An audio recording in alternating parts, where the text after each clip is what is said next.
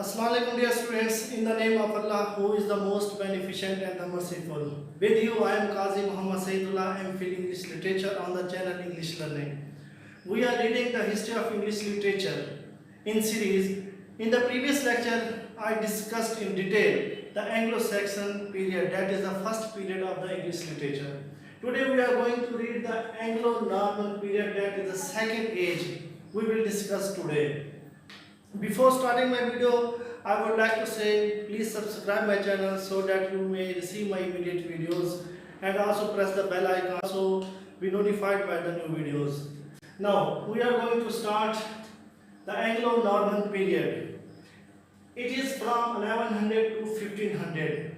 1100 से लेकर 1500 तक ये पीरियड रहता है. एंग्लो सैक्सन पीरियड जब हमने पढ़ा था वो हमने पढ़ा था 670 से स्टार्ट होता है हमारे पास और 1100 तक जाता है. विलियम नॉर्मैंडी जो कि फ्रांस से आया था, उस शख्स ने आखिरी बादशाह हेरोल्ड को शिकस्त दी बैटल ऑफ हेस्टिंग के अंदर, और वहाँ पर मुकम्मल तौर पर एंग्लो सैक्सन का पीरियड इख्तिताम को पहुँचा. आज हमारे पास जो नेक्स्ट है वो एंग्लो नॉर्मन पीरियड. क्योंकि वो नॉर्मन्स थे तो एंग्लो नॉर्मन उन्हीं के नाम से निकला. इसके तीन नाम हम ज़्यादातर रीड करते हैं, वो है Middle English period, medieval age या मिडिल एजेस. इन तीनों नामों से हम इसको कहते हैं. बेसिकली इस एंग्लो नॉर्मन पीरियड को तीन हिस्सों में डिवाइड किया गया है. एंग्लो नॉर्मन पीरियड जो कि 1100 से 1340 तक है. दूसरा चासर एज स्टार्ट होती है जो कि 1340 से 1400 तक है. 1340 चासर की बर्थडे है और 1400 इसकी डेट ऑफ डेथ है. आखिर में आता है हमारे पास 100 साल का अरसा डार्क पीरियड, जिसको हम कहते हैं बैरन पीरियड भी इसको कहा जाता है, जो कि 1400 से 1500 तक है. इसको डार्क पीरियड इसलिए कहा जाता है क्योंकि इस 100 साल के अरसे के दौरान कोई भी मशहूर literary figure, prominent literary figure या कोई भी मास्टरपीस ना लिखा गया.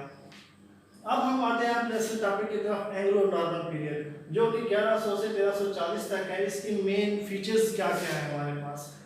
बैटल ऑफ हेस्टिंग के बाद जब Normans William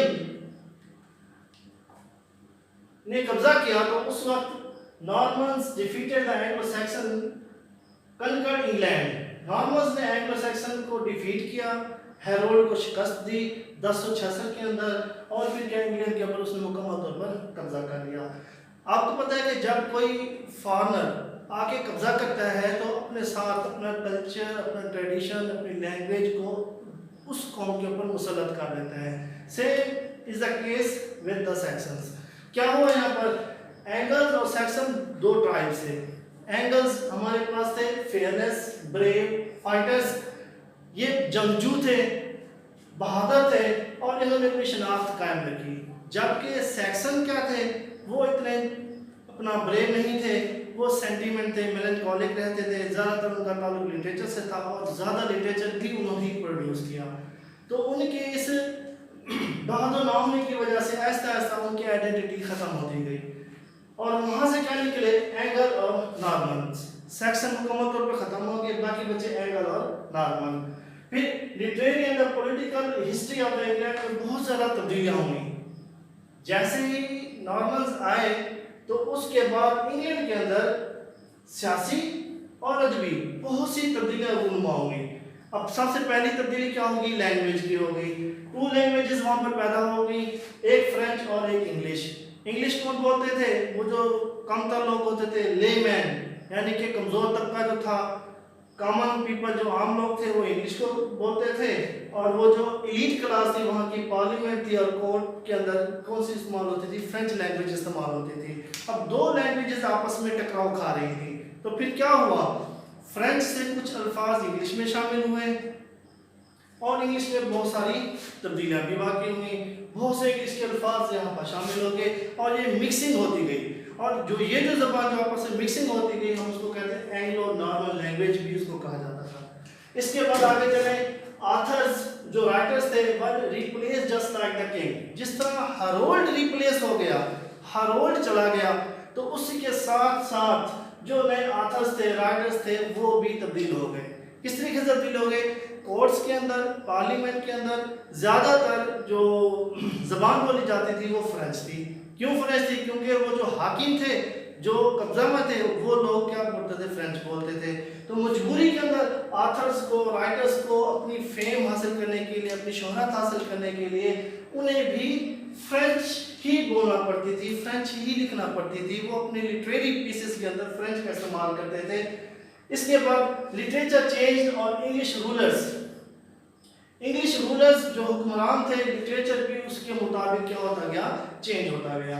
French became the language of the court and the parliament, और इसी तरह से फ्रेंच मुकम्मल तौर पर गालिब आ गई और कोर्ट्स के अंदर, पार्लियामेंट के अंदर, और जो एलीट क्लास थी वहाँ की, वो सारे के सारे क्या बोलना शुरू हो गए? फ्रेंच बोलना हो गए, और इंग्लिश मुकम्मल तौर पर क्या हो गई? दब गई। इसके बाद हमारे पास आ जाते हैं मेजर चेंजेस कि इस दौर में बहुत सी कुछ ऐसे वाक़यात रूनुमा हुए जिसकी वजह से बहुत ज़्यादा तब्दीलियाँ भी वाक़ई हुई। सबसे पहले 1362 के अंदर हमारे पास क्या हुआ? English became the language of the court. English क्या हो गई? कोर्ट की ज़बान बन गई। उसको इतना तरक्की मिली कि वो दोबारा जो एक बार दब चुकी थी वो कोर्ट की लैंग्वेज बन गई। ये बहुत बड़ी तब्दीली थी जिसके अंदर। आगे हमारे पास 1348 से 49, इसमें क्या हुआ? ब्लैक डेथ हुई। एक प्लेग ताउन की बीमारी फैली जिसमें 1/3 ऑफ द पॉपुलेशन डाइड। एक तिहाई आबादी क्या हो गई थी? मर गई थी। फिर 1337 से 1453 तक 100 ईयर्स वार, 100 साल जंग हुई जो कि इंग्लैंड और फ्रांस के दरमियान में हुई। फिर 1381 में प्रेजेंट रिवोल्ट का वाक़या हुआ।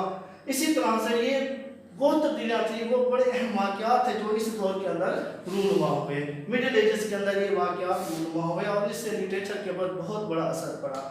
इसके बाद हमारे पास एंग्लो नॉर्मन पीरियड के अंदर जो कि 1100 से 1340 तक है, यहाँ पर लैंग्वेज जो फ्रेंच डोमिनेट रही और इंग्लिश क्या होती रही?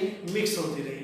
मीन्स इंग्लिश जो हमारे पास थे वो हमारे कमज़ोर तबका बोलने लगा और जो फ्रेंच थी वो एलीट क्लास बोलती थी। मीन्स कोर्ट के अंदर जज के, जैसे मैंने आपको पहले बताया, इस तरह बोली गई और फ्रेंच डोमिनेट रही, जबकि इंग्लिश के अंदर थोड़ा थोड़ा उसका इस्तेमाल करते रहे।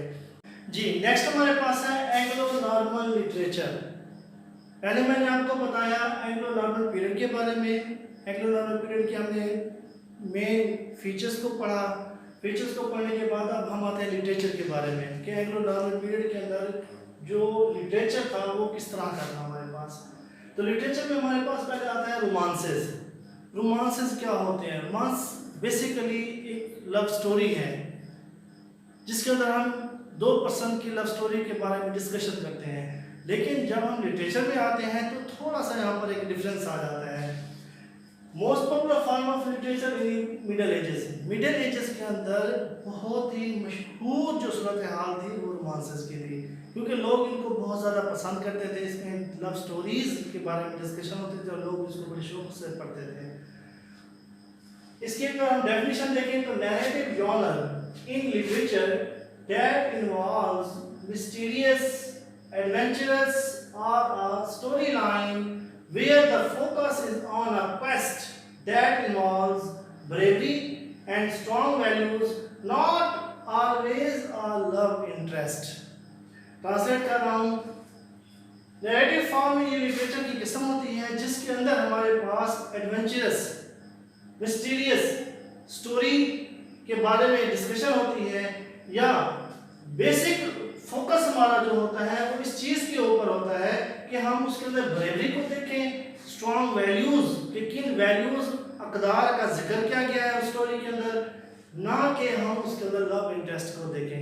बेसिकली होती ये लव स्टोरी है, लेकिन इस लव स्टोरी के पीछे हमें जो उसके पीछे जो हमें बैकग्राउंड दिखाया जाता है, जो समझने की चीज़ है, वो हमारे पास है वैल्यूज़।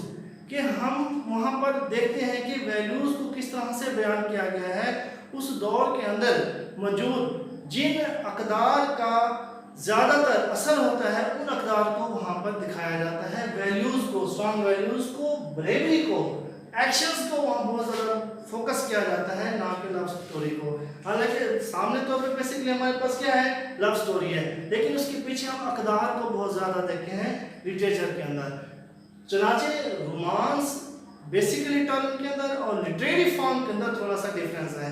लिटरेरी फॉर्म के अंदर क्या देखेंगे? स्ट्रॉन्ग वैल्यूज़ को देखते हैं, उनके पीछे छुपी हुई अक़दार को देखते हैं कि किस तरीके से उन्होंने उसको बयान किया हुआ है। Notable for the stories rather than the poetry. Middle ages के अंदर शायरी की निस्बत कहानी की वजह से वो बहुत मशहूर थे। ऐसी बेसिक रोमांटिक कहानियाँ होती थी, लोग उनको पढ़कर एंजॉय करते थे, पोइट्री इतना ज़्यादा नहीं थी। लैटिन द फ्रेंच रिसोर्सेज, और जो उनके ज़राए थे वो लैटिन थे और ज़्यादातर फ्रेंच थे।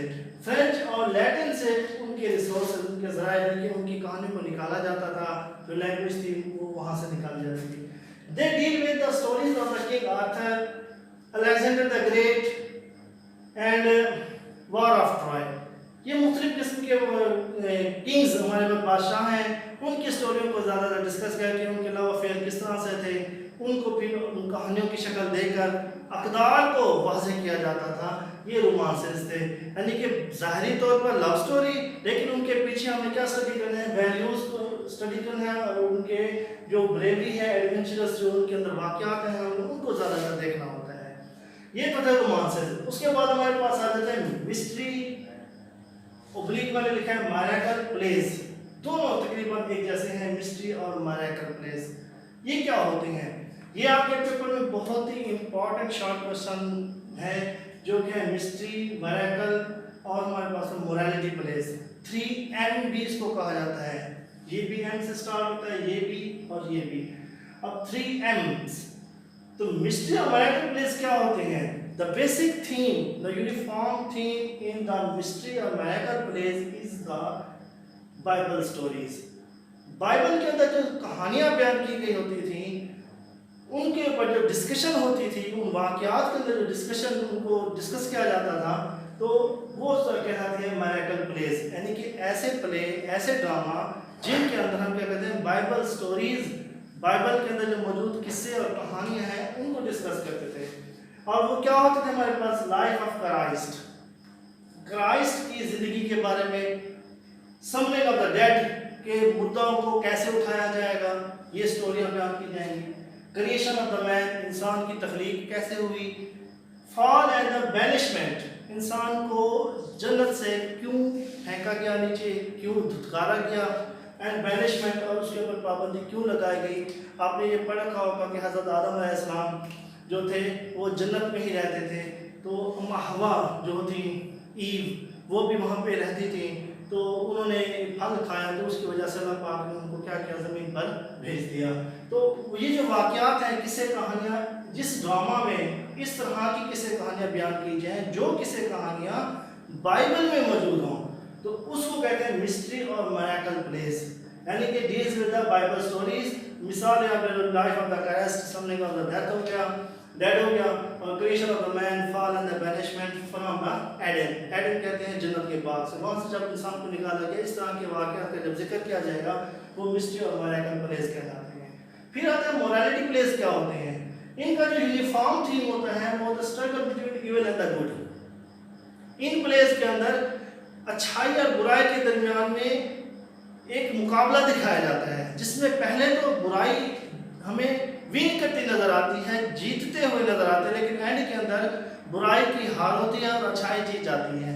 इसका बेसिक मकसद जो क्या होता है, वो होता है human natures to teach right and wrong, कि इंसानी फितरत को डिस्कस करना कि इंसान कैसा है, उसकी ख्वाहिशात कैसी हैं, और उन प्लेस के ज़रिए, उन किस्से कहानियों के ज़रिए इंसान को सही और गलत के दरमियान में फ़र्क सिखाना होता है मोरालिटी प्लेस के अंदर। इसमें ज़्यादा इस्तेमाल होता है एलेगरी का। एलेगरी क्या होती है? तमसील, symbolic representation to reveal hidden meanings. Symbols बयान किए जाते हैं, मुख्तलिफ किस्म की अलामतें बयान की जाती हैं हिडन मीनिंग को जुटाने के लिए, कि वाज़ेह करने के लिए। ये हो गया एलेगरी हमारे पास। गुड एंड बैड, इनके दरमियान में लड़ाई दिखाई जाती है और आखिर में क्या होती है, अच्छाई जीत जाती है। ये होता है हमारे पास मोरालिटी प्लेस।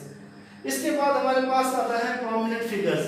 ये तो हमने देखा रोमांसेस, मिस्ट्री एंड मैरेकल प्लेस और मोरालिटी प्लेस मेडिवल एजेस की बेहतरीन शाहकार, यानी कि उस वक्त का बेहतरीन लिखा गया लिटरेचर, जो मशहूर लिटरेचर था वो ये था। यानी कि या तो वो लिटरेचर रोमांसेस की सूरत में होता था, या वो लिटरेचर मिस्ट्री मैरेकल प्लेस की शक्ल में होता था, जिसमें बाइबल्स की स्टोरीज को डिस्कस किया जाता था, या फिर लिटरेचर ज़्यादातर यानी कि होता था मोरालिटी प्लेस की सूरत में, यानी कि हमारे पास अच्छाई और बुराई के बारे में हमें दिखाया जाता था, इंसानी फितरत को डिस्कस किया जाता है, यानी कि जो सब्जेक्ट मैटर होता था वो मैन इंसान के ऊपर डिस्कशन होती थी, और वहाँ पर अच्छाई और बुराई के बारे में बताया जाता था। एंड के अंदर क्या अच्छाई जीत जाती थी और बुराई हार जाती थी, और इंसान की जो गलतियाँ होती थी वो इंसान उसे तस्हीह कर लेता था। आगे है prominent figures, means the most prominent figure, मशहूर जो हमारे पास मशहूर जो लिटरेरी फिगर्स है वो कौन से हैं हमारे पास। पहला है विलियम लैंगलैंड, और उसके बाद आता है जॉन गोअर। विलियम लैंगलैंड हमारे पास एक पोइट है जो 1332 के अंदर पैदा हुआ, इसकी डेट ऑफ डेथ कोई कंफर्म नहीं है, इसलिए मैंने सवाल निशान लगाया यहाँ पर। इस सवाल निशान का मतलब डेट ऑफ डेथ का कोई कंफर्मेशन नहीं है। विलियम लैंगलैंड पोइट था, स्टाइलिक पोइट था। स्टाइलिक का मतलब तनकीद करता था। किस चीज़ पे तनकीद करता था? वो करप्ट सोसाइटी के ऊपर तनकीद करता था। उसने एक अपना मास्टरपीस शाहकार एक पोएम लिखी, अ विजन ऑफ पायस फ्लोमैन। उसने क्या की स्टायर की on the corrupt religious practice, जितनी भी मजहबी करप्ट प्रैक्टिसेस थी, गलत अमल थे मजहब के अंदर, उसने उनको निशाना बनाया कि ये चीज़ें गलत हैं। अपनी उस शायरी के अंदर सारा कुछ उसने क्या किया, एक स्टाइल तनकीद करता रहा ताकि उस लिटरेचर के जरिए लोगों की इस्लाह की जा सके। ये हो कि स्टाइल ये खुद भी एक स्टाइलिस्ट था, और फ्यूडल सिस्टम ये इसका आइडियल था। फ्यूडल सिस्टम का जिम्मेदाराना निज़ाम, जिसके अंदर जो अमीर थे वो अमीर थे और गरीबों का हक मारा जाता था। ये क्या करता था, इस फ्यूडल सिस्टम के ऊपर बहुत तनकीद करता था कि इस तरह का सिस्टम क्या होता है, सोसाइटी के लिए बहुत खतरे का बायस होता है, जिसके अंदर गरीब का हक पामाल हो जाता है और अमीर हमेशा मजे लूटता रहता है। तो फ्यूडल सिस्टम के ऊपर उसने तनकीद की, और रिलीजियस प्रैक्टिसेस के ऊपर तनकीद की, और सोसाइटी में जितनी भी गलत करप्ट प्रैक्टिसेस थी इसके ऊपर उसने क्या किया, तनकीद की। ये था हमारे पास विलियम लैंगलैंड, उसका मशहूर जो हमारे पास मास्टरपीस है पोएम है उसकी, अ विजन ऑफ पायस फ्लोमैन, ये आप याद रखेंगे। इसके बाद आता है जॉन गोअर। जॉन गोअर एक मशहूर प्रोमिनेंट फिगर है। इसने इंग्लिश लैंग्वेज को बहुत ज़्यादा तरक्की दी, और इसने साबित किया कि इंग्लिश लैंग्वेज भी दूसरी ज़बानों का मुकाबला कर सकती है। और इसने इंग्लिश के अंदर अपना वर्क लिखा, पोइट था, स्टाइलिस्ट था। स्टाइलिस्ट का मतलब यानी कि अपनी बेहतरीन तरीके से एक अंदाज में वो बयान करता था, स्टाइलिस्ट था वो। Prove that English can compete with other languages, दूसरे लैंग्वेज से मुकाबला कर सकती है, और यहाँ से ही इंग्लिश को प्रमाण शुरू हुई। अगरचे कि जॉन गोअर चासर से ज़्यादा काबिल नहीं था, लेकिन फिर भी जॉन गोअर चासर के बराबर ज़रूर समझा जा सकता है, क्योंकि इसने इंग्लिश लैंग्वेज को प्रमाण दी और स्टार्ट इसने लिया, जिसने अपनी लैंग्वेज के अंदर इंग्लिश को बहुत ज़्यादा फोकस किया। अब उसको मास्टरपीस है कन्फेशन अमांटिस। कन्फेशन अमांटिस, इसके अंदर उसने क्या किया, कन्वर्सेशन है ये between the divine interpreter and the poet, शायर के दरमियान में और एक इल्हामी इंटरप्रेटर यानी कि उसके दरमियान में इनकी एक कन्वर्सेशन है, गुफ्तगू हो रही है। अब इस गुफ्तगू के अंदर सारा तो उसने लैंग्वेज इंग्लिश को फोकस किया और एक बड़े अच्छे स्टाइल के साथ उसने लिखा, और इसलिए इसको बहुत ज़्यादा अहमियत दी जाती है।